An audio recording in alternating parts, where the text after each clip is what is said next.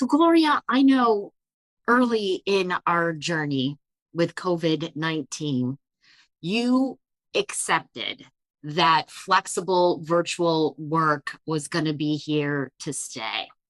And you started planning and operating as if that was the case. How were you able to make that decision? How did you come to that? Because honestly, so many people were like, we're going to get back to normal really quick. Yeah. Well, I think that fortunately or unfortunately, I was involved in the wildfires of 2017 and we lost our home. So I think one of the things that was really an eye-opening event for me is that this fire and the way that we had to quickly respond in the event of multiple wildfires, in the event of an earthquake. So we had a really tight disaster planning Okay. schedule. So it Mhm. was really important to me. When you only have 20 minutes to leave your house and all of your belongings, you realize how critical it is to have a good plan. So we put that plan in place after the 17 wildfires.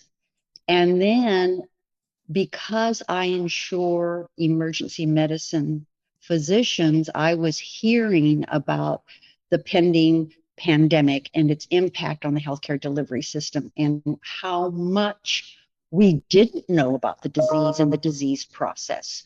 So it was really important that I keep my field of vision very wide. Okay. And so we were able to close down the company, go virtual within hours.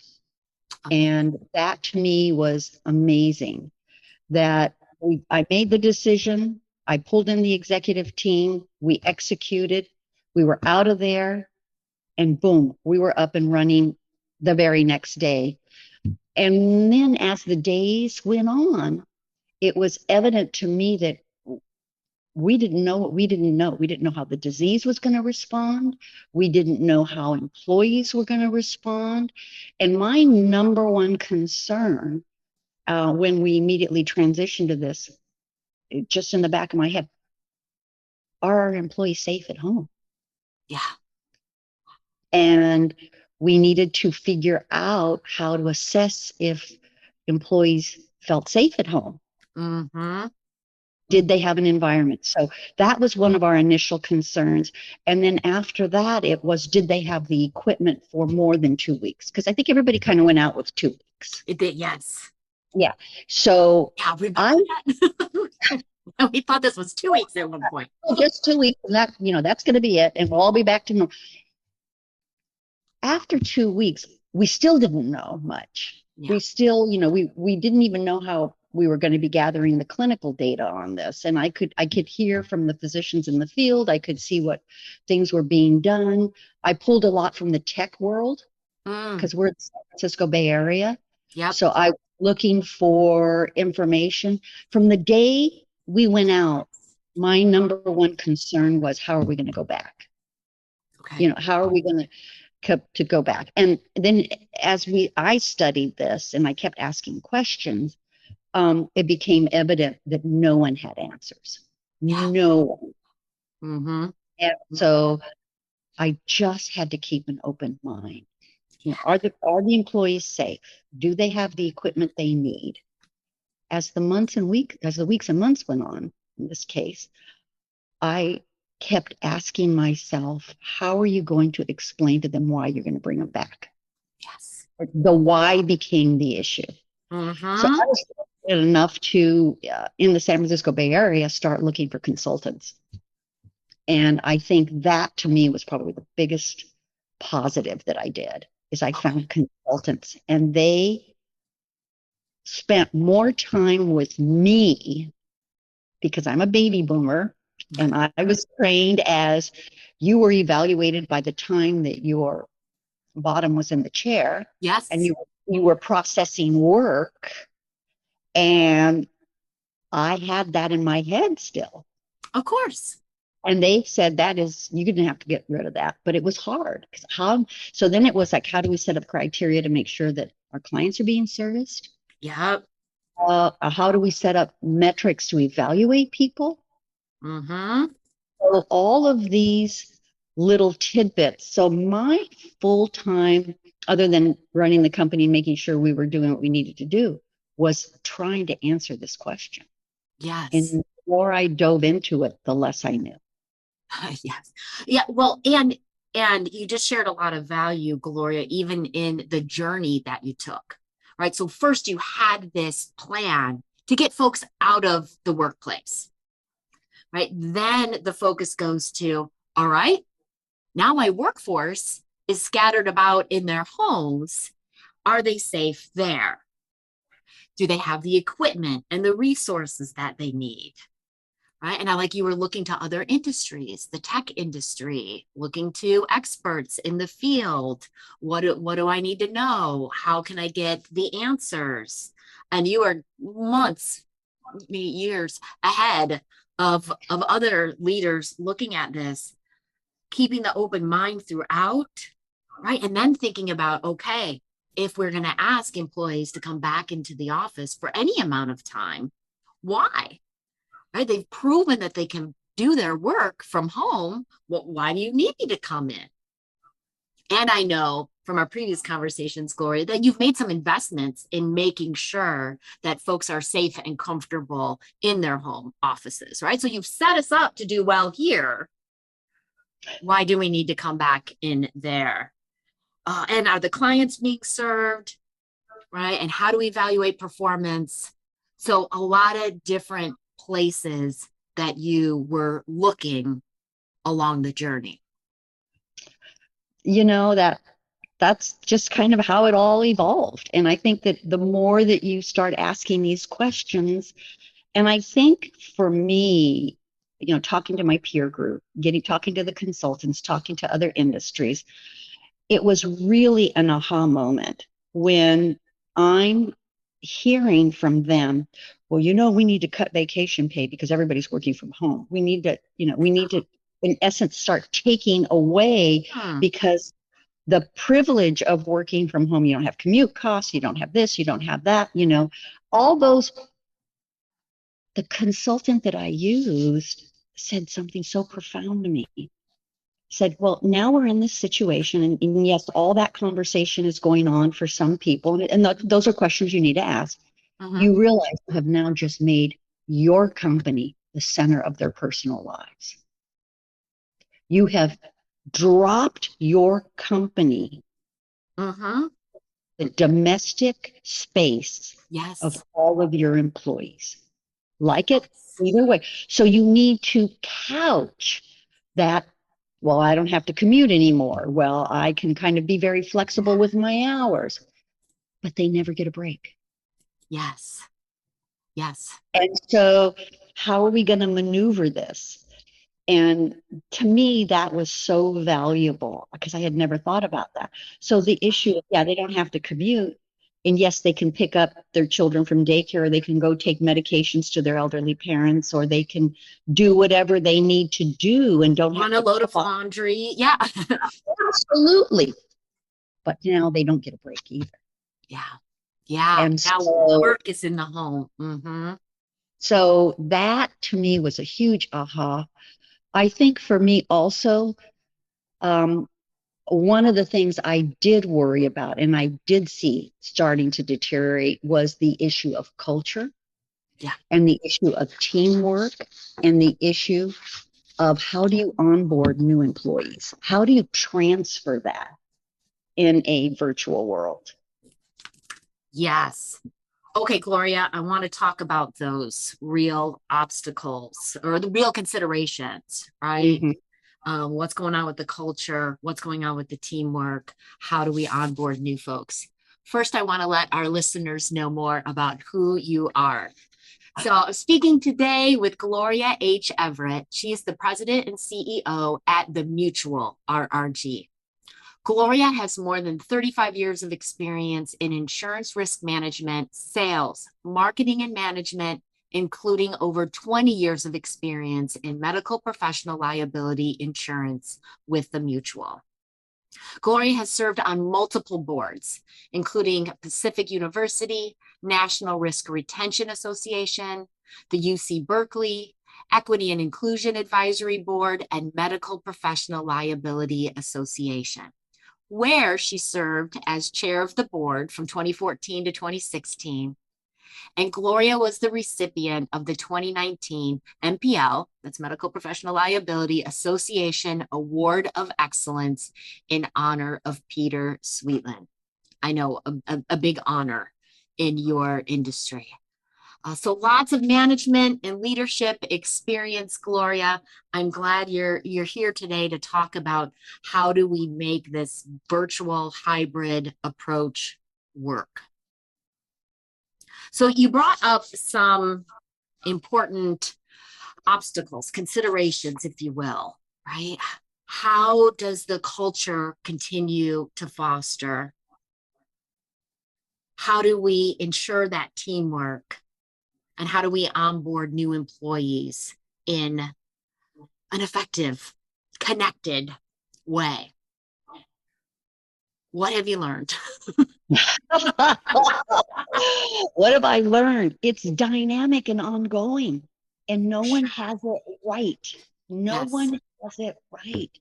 I think the most exciting part of it is I'm challenged.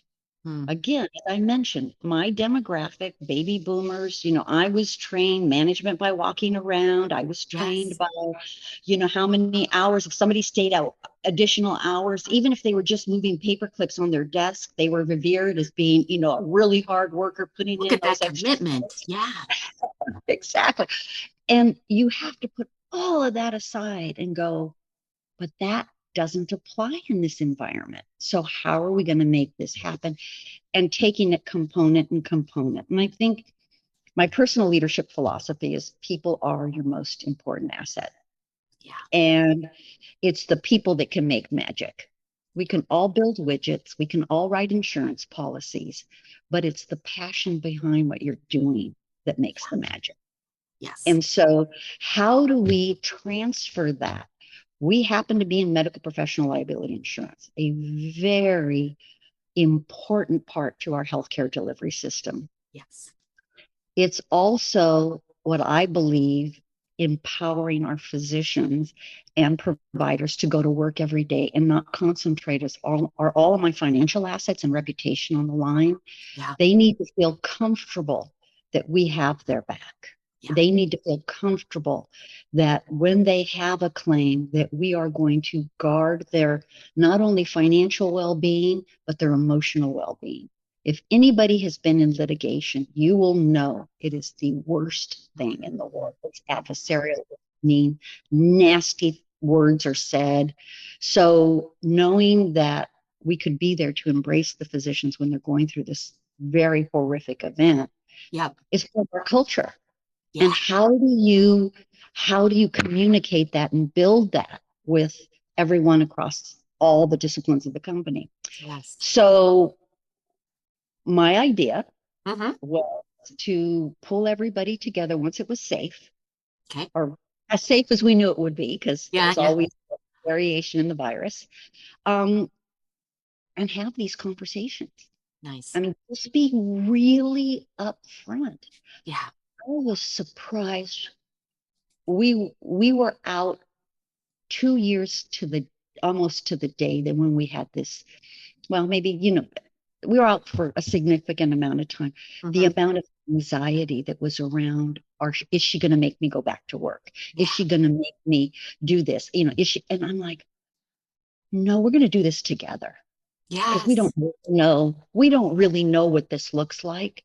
But I Yes. have no indication right now that no one's doing their job Right. Right. because it would have been self-evident. Mm-hmm. Mm-hmm. But what I do see is this, and we have ways of monitoring, is that people do create flexibility in their schedule. Because some people Okay. were like, do I have to sit at my desk and stare at it if I don't have anything to sit at my desk and stare at right now? Yeah. And I say no, but if you have to run an errand or you have, just show respect for the other people that may say, listen, I'm going to be on my cell phone. I need to run an errand. Mm-hmm. It and make sure your work is done. Yeah. So maybe when you're significant other takes the kids out on an outing, or somebody has your kids for a couple hours on a weekend, you finish what do you ever have for the week. Yeah. But you're a professional. You have to make those calls. Yes. So I think that to me is really important, is that Yeah. really understand they're professionals and get your job done. But we need to come together. I, Just yeah. I want to underscore this, Gloria, because I think this is so critical. You're talking about the give and the take and the co-creation and the trusting one another.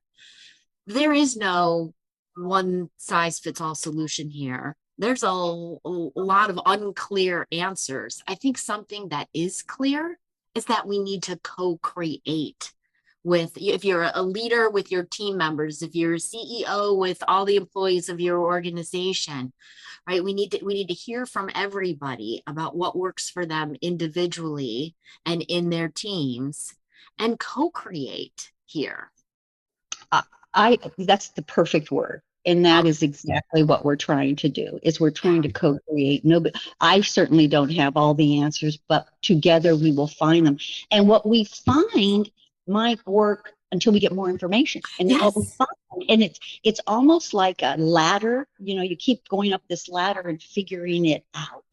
It's So I think evolving. Yeah. really that is the really exciting part of this. Mm-hmm. You know, I mean, it being, from coming in when women weren't even in the boardroom, Yeah. to women weren't even all, I mean, you were a teacher, a nurse, or a secretary. Those were Yeah. your three options. And being I think the generation that kind of broke those initial ceilings, um, to where we are today, it's like mind blowing, Yeah. because you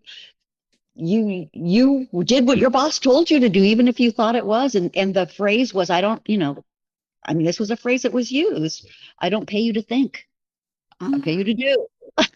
you know, where today co-creation is really what you have to do to maintain a strong, healthy workforce. Yeah. Yeah. Agreed. Agreed. So, how do we keep teams collaborating if they're not together in the office day to day? That's ultimately where we ended up going. And I said, we are going to go back one day a week. And it's Okay. not even going to be a full day. It's going to be non-commute hours. It's going to be from 10 to 2. Oh, okay. So that's different. I haven't That's heard that from many folks. I come in the so office, but it's not 9 to 5. It's 10 to 2. And okay. an hour of that is we all have lunch, and the lunch is provided. Wow. Okay. And some people like to do an activity, like an educational thing on a certain topic that may be of interest to all of us. Yeah. And they've done Jeopardy, they've done all kinds of different kind of educational formats, and it's really fun. And there've been prizes at times, and people are really creative. One A group of people for every meeting is responsible for selecting the cuisine and selecting if they want an activity or not, or Okay. kind of a theme, you know, Nice. And that responsibility is rotating. It's through the whole yeah. company. Okay. So Okay. that's really exciting. And what I have, people are saying, well, we're coming in and maybe we should mandate, 9 to 5. I said, no, let's let this grow organically. Nice. Nice. And some people, some departments go, well, if we're in from like 10 to 2 on Wednesday, which happens to be the day right now, Okay. maybe we should come in on Thursday to do our little team department things. Okay. And that worked for a while. And then they realized, well, maybe that doesn't work. Maybe we should just add on hours to the 10 to 2. So Okay. again, flexibility, Yes. flexibility, and them figuring out what works for them. I love it, Gloria.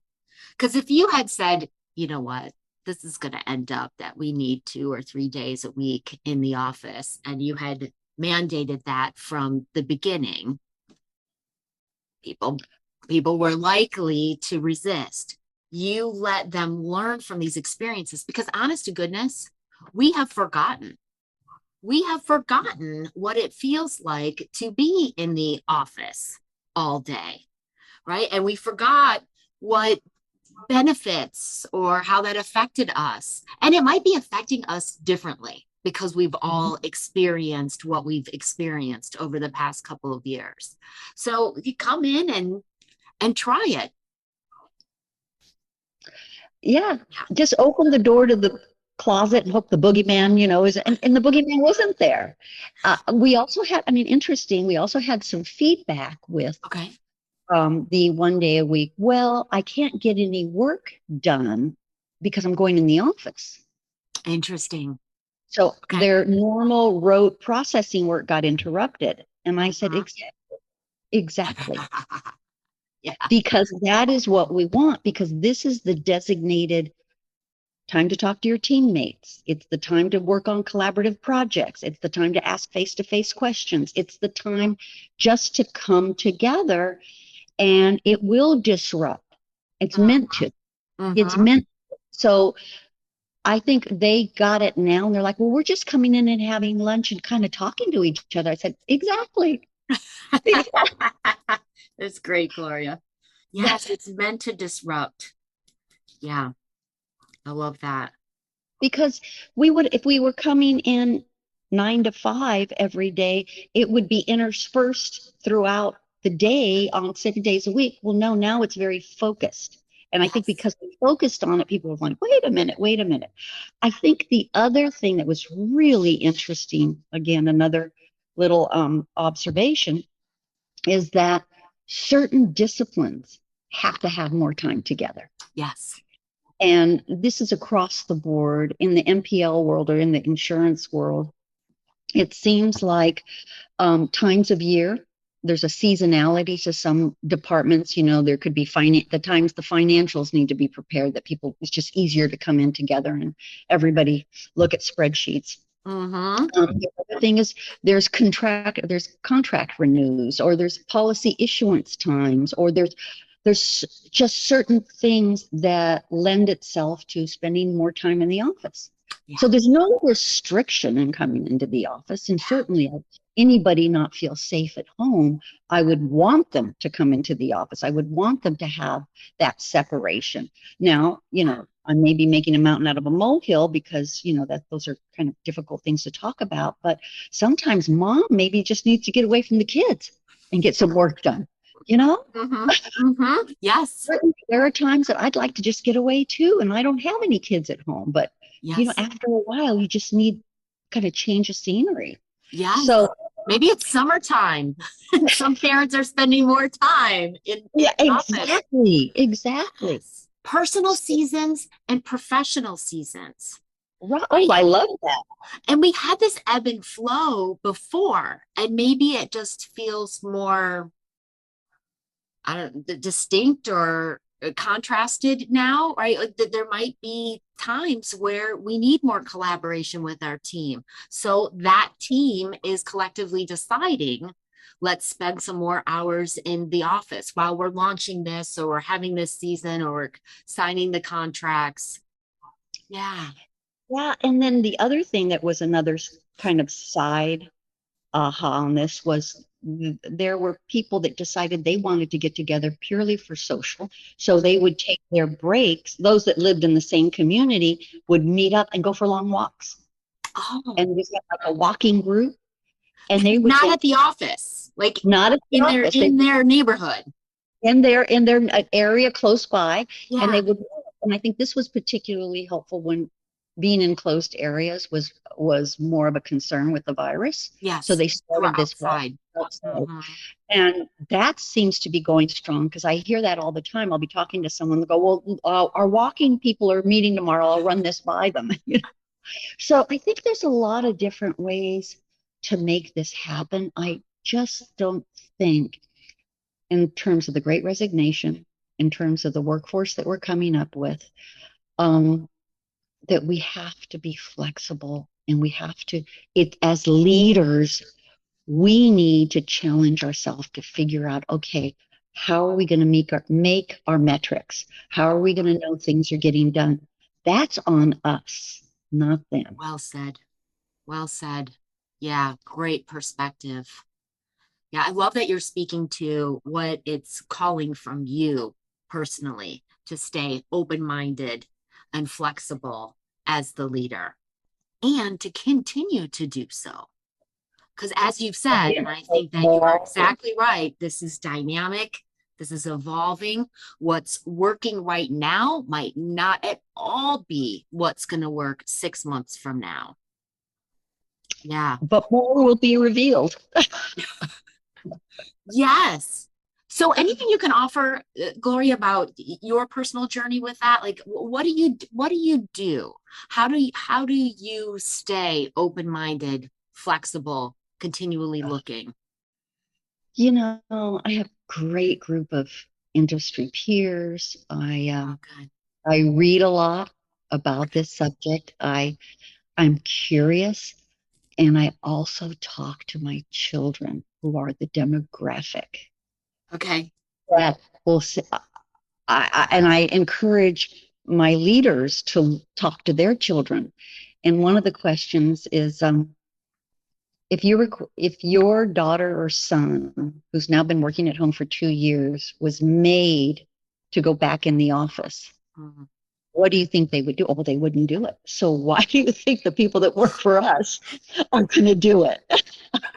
Because it's going to make us happy? Uh-huh. Because it's easy. I mean, it's easy. Uh-huh. I go up at 9, I leave at 5. You know, it's so easy. Yes. Oh, I love that, Gloria. What would my kids do? If you don't have kids, what would your nieces and nephews do? Right? What would Absolutely. somebody in that generate in that demographic? Okay, speaking to your industry peers, reading.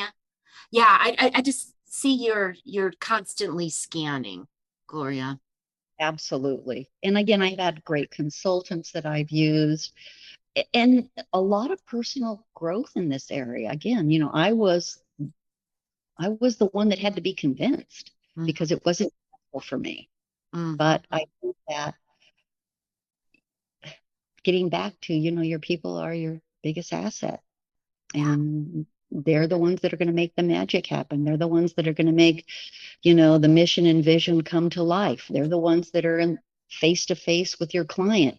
They're the ones that have to believe in it. And the only way you can do that is coming together. I mean, how Mhm. many times have we read memos in our career and we went, who are they writing about? This isn't our organization because it's not real. Yes. Okay. So yeah, you keep your eye on that idea that the people they're who make the magic happen. So that commitment to having it work for people. And you've got Absolutely. to involve them if it's going to work for people. And that there's going to be moments, leaders, all leaders, that this is going to feel uncomfortable. Yes, very uncomfortable at times. Almost like I don't feel very secure right now. Can somebody help me? It's like it Mm-hmm. it's a different world. It is different and we're not going to go back. We can't. We can't. There's just the box has been opened Yep. Yep. and I have all kinds of questions about what's going to happen to the workforce. And I feel for those people like my insureds. They can't deliver medicine but in person. Right. So our grocery clerks, our nurses, our doctors, our teachers, as much as the teachers at some point have to be in front of the student. And there's just a whole bunch of questions around how's this going to look in the future? Mm-hmm. Mm-hmm. Yeah, there are a lot of questions in front of us. But I'm hearing you're saying get your people together and ask those questions and Absolutely. explore the possible answers. Absolutely. Yeah. And the other thing I think we did, which was really interesting, getting back to the initial days and how to, when we couldn't go in the office or when we did, we were under such heavy restrictions to be able to contain the virus, was um, people didn't, I mean, I had heard that people were working off of their kitchen tables. Yeah. And we did not know that, yeah, this was not a good thing. I had heard that people were, kind of in this corner of the room, and, children are home because there's no school and everything. So we, as a leadership group, made the commitment that we would have each and every employee have a ergonomic evaluation Love this. by a Yeah. virtual ergonomic specialist. Mm-hmm. And the thing that I thought was really unique to the specialist is going to put down all this equipment they need. It was so de minimis, the amount of money we spent to get everybody ergonomically up to date. So it Mm-hmm. was nothing. I mean, well, it was something, but it Yeah. was nothing compared to the value that the employee brought to the table. Lovely. So, Lovely. Yes. yeah, so that And was a having really, them be comfortable and set up as best as possible at home. oh, yeah. I mean, yeah, did they Love have that. the equipment set up correctly? Did they have a space that made sense? It was a very trying time. Not to say that it's over, Right. but I think we know more about the virus. We know more about our capabilities, and we know what we don't. We know that we have questions about the future. Yes. Yes. Yeah. I'm glad you brought that up because you shared that with me earlier. And I think that was such um a wise decision, and it follows your journey, right? Like first we were safely getting everybody out of the office, and now you're making sure that things are safe in this dispersed setup. Oh, yeah, Yeah. yeah, yeah. So I think that that's kind of where we are. Mm-hmm. Mm-hmm. Gloria, you also earlier brought up the challenge of onboarding new employees, associates during this kind of setup. Uh, any anything to offer there? What lessons learned? Number one is you do need to come together and spend time in a physical space that has a corporate feel to it. You can't. It's the people that we've onboarded since then. They did come in the office. They met with their supervisor. They met with leaders, and could see the structure of what used to be. You know, and that was really important.